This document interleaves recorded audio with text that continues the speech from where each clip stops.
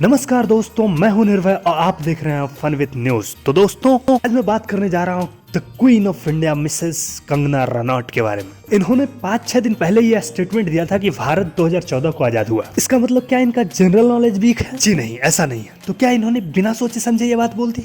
अरे नहीं, ये तो हो ही नहीं सकता, क्योंकि आज तक इसने जितनी भी बातें बोली हैं उसमें से ये सबसे सोच समझ कर बोला गया सेंटेंस है। फिर सवाल ये उठता है कि इसने ये बात बोली तो बोली क्यों? तो इसका जवाब है भक्ति। आजकल हिंदुस्तान में एक नए भगवान ने अवतार लिया है। उनका नाम है मिस्टर नरेंद्र दामोदर दास मोदी, और इनके भक्तों को लोग प्रेम से मोदी भक्त भी कहा करते हैं। और ऐसा हो सकता है कि उन्हीं भक्तों में से मैं भी एक हूँ। और अगर कोई अच्छा इंसान है तो उनके भक्त हो सकते हैं, इसमें ना ही मुझे प्रॉब्लम है और शायद ना ही आपको होगी। पर भक्त कंगना, भक्ति का लेवल इतना न बढ़ा दो कि स्वयं भगवान दिक्कत में आ जाए। क्योंकि जिस भगवान को प्रसन्न करने के लिए तुमने ये बात बोली है कि भारत 2014 में आजाद हुआ, उसी भगवान से यही प्रश्न किया जाए कि भारत कब आजाद हुआ। और अगर गलती से भी उसने 15 अगस्त 1947 से एक दिन भी इधर उधर बोल दी ना, उसकी गद्दी जा सकती है। दोस्तों, मैं पहले ये सोचता था कि इसके पास दिमाग नहीं है, पर मैं गलत था। इसके पास है थोड़ा सा, वो भी घुटनों में। आज मैं इसकी एक कहानी सुनाता हूँ कि जब बचपन में कंगना पागलों वाली हरकतें कर रही थी, तब इसके माँ बाप ने एक डॉक्टर को दिखाया है। डॉक्टर ने ब्रेन की MRI स्कैनिंग की और उससे बहुत ताज्जुब हुआ। पूरा का पूरा दिमाग खाली। ये बात जानकर उसके माँ बाप बहुत चिंतित हुए और डॉक्टर से पूछने लगे कि डॉक्टर साहब अब क्या होगा?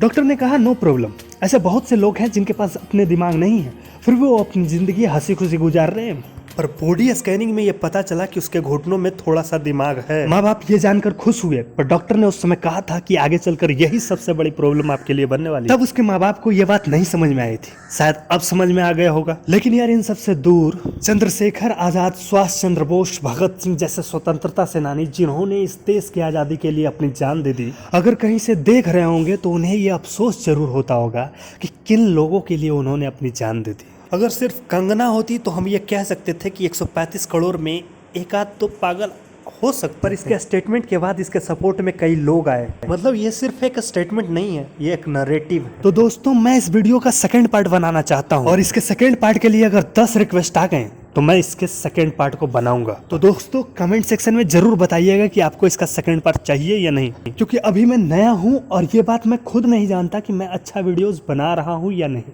और धन्यवाद दोस्तों, यहाँ तक देखने के लिए। जय हिंद।